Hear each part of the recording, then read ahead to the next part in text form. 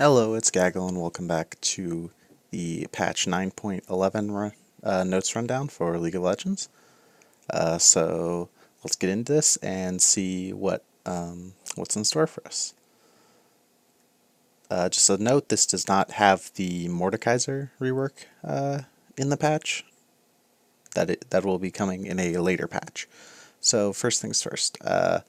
Champions Akali passive energy refund decreased late, damage ratio increased. So the goal here is to lower her sustainability in how many times she can Q proc her passive, and how she can maintain her energy.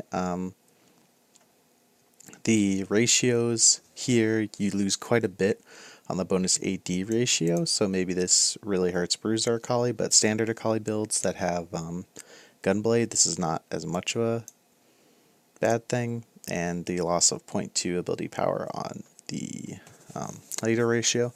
This will definitely take a hit, pretty serious hit to Akali, especially, even though they say this is designed to hit the highest level of play, this is going to hit solo queue harder than it would a pro player or a high elo player, because a high elo person that can actually pilot this champion and not just flumble around like anyone that's basically not a professional player will be able to do, will be able to chain tons of attacks with good passive management and shroud usage for extra energy. So for them, when they use, this probably doesn't affect their chance as much to get a kill, because they will be using this ability 4 or 5 times inside of a trade. Whereas your solo queue Akali that's going to use this maybe once or twice, they're going to be missing a. It's going to feel like they're missing more of their damage because they're not able to actually properly control and juggle their energy management. So, all in all, kind of a nerf to a champion that needs it, but this is going to be one of those champions like Kalista where it's always going to be absolutely broken at the highest level, and it's going to be absolute dog shit at the lowest level. Then we have Nexus Amumu. They're reverting a previous buff to take 3% true damage or bonus true damage off his cursed targets on his passive. Mumu is currently a relatively solid tank jungler through most average elos. He's a very good team fighting alt. I say tank because AP Mumu is a meme. Tank is the better way to build a Mumu and is the more consistent way to win games with him and sets up teams better. So, as an Amumu whose goal is not to do tons of damage, missing 3% true damage will not be that bad for him. I project that this means that even more so you will see Tank Amumu be the prevalent Amumu build. Then we have Echo. Basic attacking FDE no longer delayed due to animation. This is just a nice quality of life change to Echo. Echo is a kind of an interesting champion in that he's an assassin similar to Fizz that is almost always okay, good to okay in solo queue due to the fact that he has a get out of jail free card, which most other assassins lack. And he has absolutely insane wave clear starting from early levels. So this might actually help him more than you would believe, making this much better for trading in lane. So that's should be interesting. Galio W base damage increased, damage ratio increased, E damage decreased. So they're lowering the damage on the shield, but they're making the ability power scaling 0.1 higher on the minimum and 0.3 higher on the maximum. That's quite a bit more AP scaling. Galio traditionally, at least nowadays, is built more of an AP Bruiser style, whereas Tank Galio is a much healthier version of Galio and a much better version for the game. The fact of the matter is that Tank Galio cannot be played inside of solo queue because it requires high amounts of coordination to use his kit, so if they want this champion to see relatively significant amounts of solo queue play, he needs to be more of a damage dealer than just a tank, so giving him a little bit extra scaling damage on his W is alright. Losing some damage on the E is okay. The main reason you do this is CC, and it's this is what you max second, I believe. So at about, level 4 in this, the damage will be basically back to what it used to be. But maybe he won't burst you as hard with it in the early game. And this, cutting the damage off here as well means that they're trying to take away a little bit of his early game power and encourage him to scale a little bit harder with by building AP items. Gragas, base health, health growth, attack damage increased. Alright, so this isn't going to do much. Gragas is already in a weird state where tank jungler is actually quite solid right now, but he doesn't have as good itemization as any of them, as most of the solid tank junglers like Sejuani, Amumu, and Rammus right now, at least for most average elos. Those are the big three as far as tank junglers go. He just doesn't have as good, clean of a build path. This will be alright for him. The health growth makes him a little bit more tanky. The extra health early makes him a little bit tanky. The attack damage makes the clear a tiny bit faster. So good, but not going to change anything. Janna, W cooldown now scales. Base damage decreased late. E cooldown now decreases when Janna CCs enemies. Cooldown decreased early. Increased late. Shield increased. Okay, so a lot of things to take in here. So with Zephyr, her tornado, it now actually it scales down, which is good, and the base damage has gone down later. So this is still in lane. This is a good harass tool, and inside of team fights, you don't really use this for the damage. You use it for the peel. And knocking 2 seconds off it might actually give you enough CD for you to be able to use this twice inside of a team fight instead of just once. So maybe this actually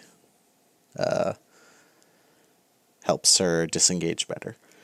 And okay, so now her E, each ability that slows or knocks back an enemy champion reduces either storm's cooldown by 20%. So if you hit your W or your Q, you're rewarded for it by having a shorter cooldown. Your E, the cooldown is up 2 seconds, is down 2 seconds early on, is up 2 seconds later on to compensate kind of for this.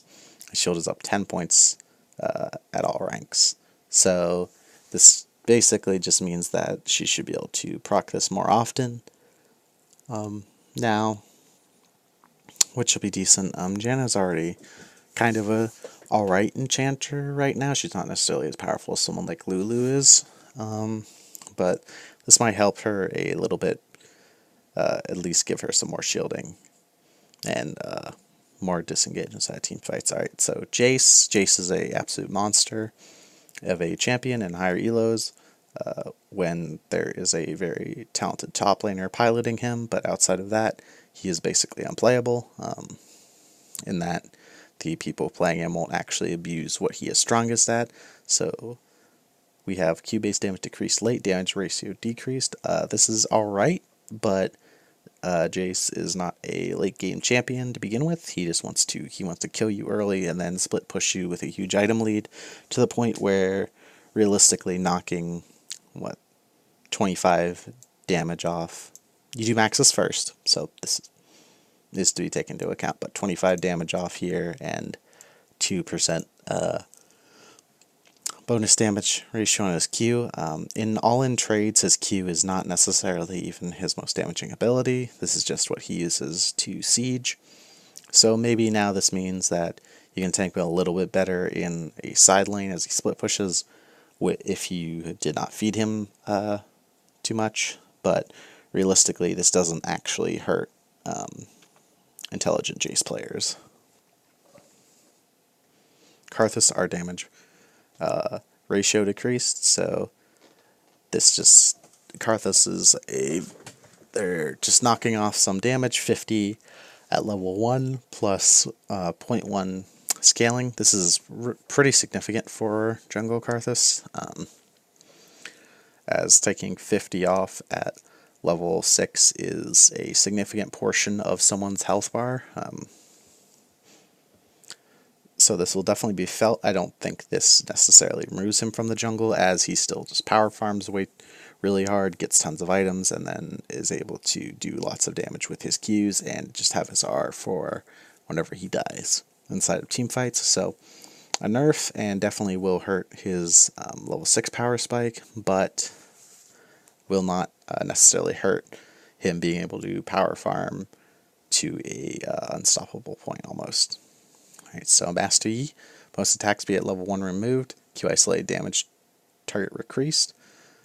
So this basically, this is just going to hurt his clear a little bit, and the damage on the same target from the Alpha Strike means that he will not be bursting you as early.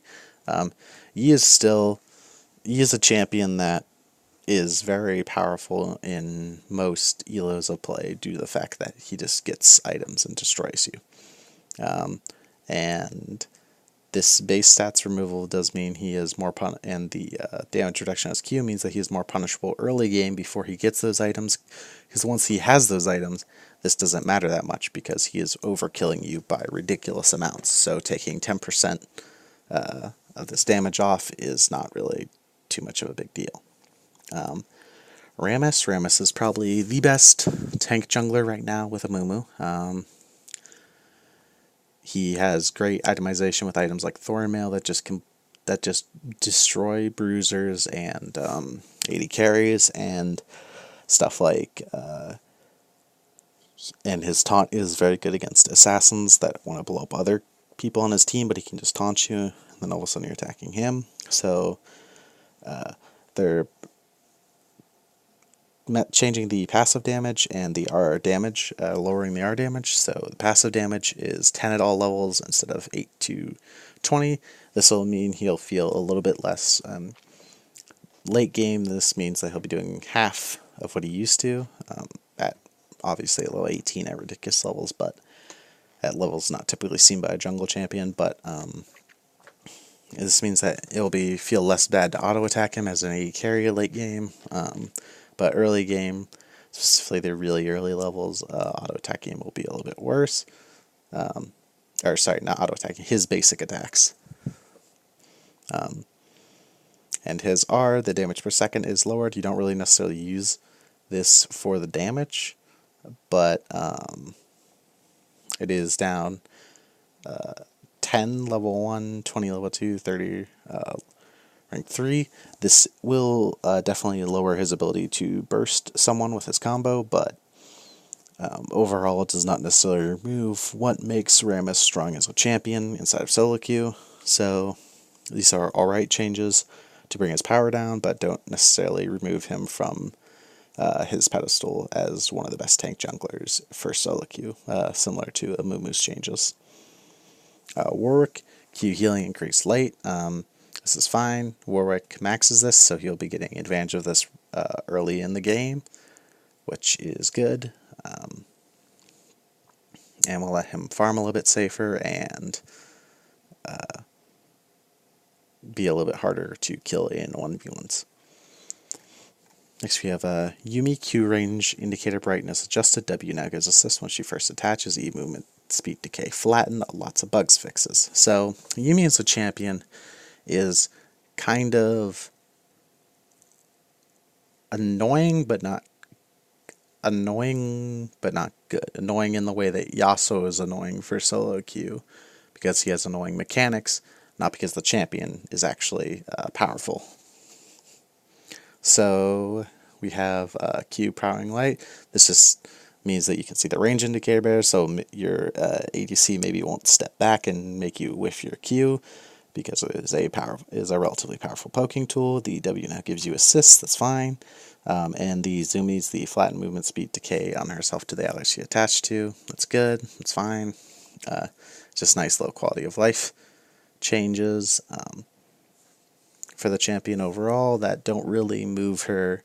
She's still kind of a weak enchanter, but still alright if you can get a lead in the lane anyway, regardless of her being weaker than the enemy support, than the enemy enchanter options like Lulu. And then just some bug fixes.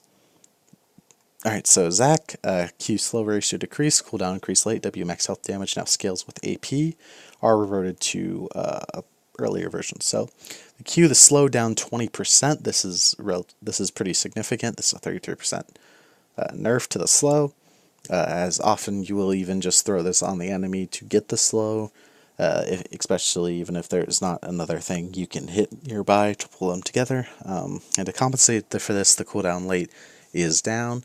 This is an ability that you could consider using off cooldown, so the cooldown here is not irrelevant as with maybe some other abilities on champions, but this is all in all, it's kind of a little bit of a feels bad because the slows means you'll have weaker ganks early on. The W Unstoppable Matter, 2% of target's max health per 100 ability power. Alright, that's fine, whatever, that's a meme. No one builds AP on Zac, that's terrible, don't do it. So his R, his new R is basically that he bounces 4 times on cast with a 1-second delay between each bounce.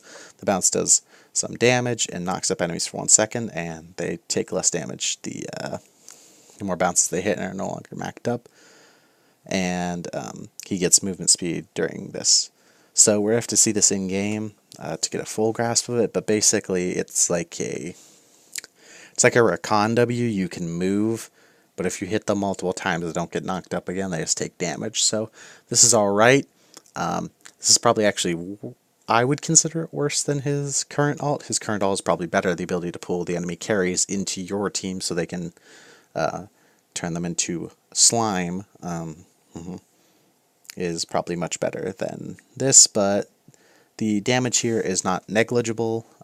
Even without the ability power ratio, the damage here is actually relatively alright, meaning that even, let's assuming best case scenario, you hit someone with all 4 at level 6, you would do 140, 70, 70, 70, so you'd do like, would that be like 350? Which, I mean, you're not going to hit all 4, but just being able to bounce or knock up multiple people, and the fact that he does get move speed in this, meaning is harder to dodge,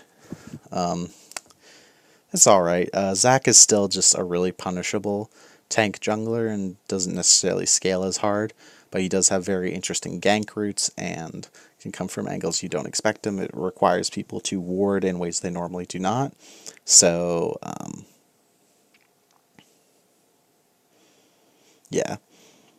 And that looks like it is all for these patch notes. So all in all, kind of a light patch. No huge change-ups in this. Realistically, for most levels of play, your 40% win rate Akali is still going to have a 40% win rate. Mumu's still a good tank. Echo is still an alright mid laner. Galio maybe is a little bit better. Gragas a little bit better. Janna is now has more consistency or has more agency inside team fights, where she can get multiple slows and CCs off to get multiple shields and have a shorter NATO cooldown.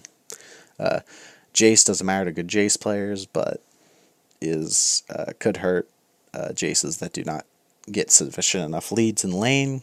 Karthus damage hurts him early on, but doesn't necessarily change him from a power farmer.